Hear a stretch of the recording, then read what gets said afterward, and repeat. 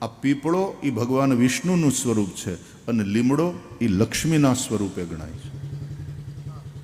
એટલે પીપળાની હારે લીમડો હોય ને તો લક્ષ્મી નારાયણ છે એમ માનવાનું, અને આપોઆપ નીકળે.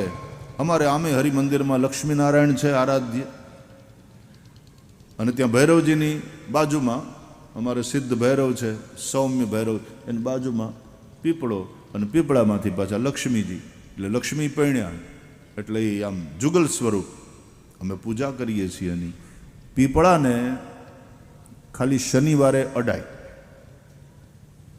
પીપળે પાણી રેડો તમે તારે, બાપી પીપળાને સ્પર્શ કરવાનું વિધાન શનિવારે. અશ્વત્થ સર્વ વૃક્ષાણામ, ભગવાન કહે છે બધા વૃક્ષોમાં અશ્વત્થ, અશ્વસ્થ ન બોલાય, અશ્વત્થ. સ અડધો નહીં બોલવાનું હારે, કારણ વગર હું કેમ ઘૂસેડો છું? અશ્વત્થ તો અડધો જ ખાલી, અશ્વત્થ.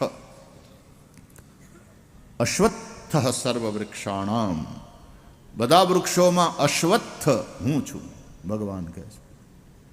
પીપળો એ ભગવાનનું સ્વરૂપ છે. એટલે પીપળે પાણી રેડો. સર્વ જના પિતૃ સ્વરૂપી ભગવાન જનાર્દન તૃપ્ત થાય.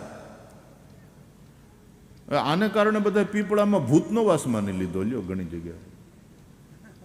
એવું નથી, પીપળામાં બધાય ભૂતોનો જે સ્વામી છે, ભગવાન બેઠા છે, એ સ્વરૂપે ભગવાન છે.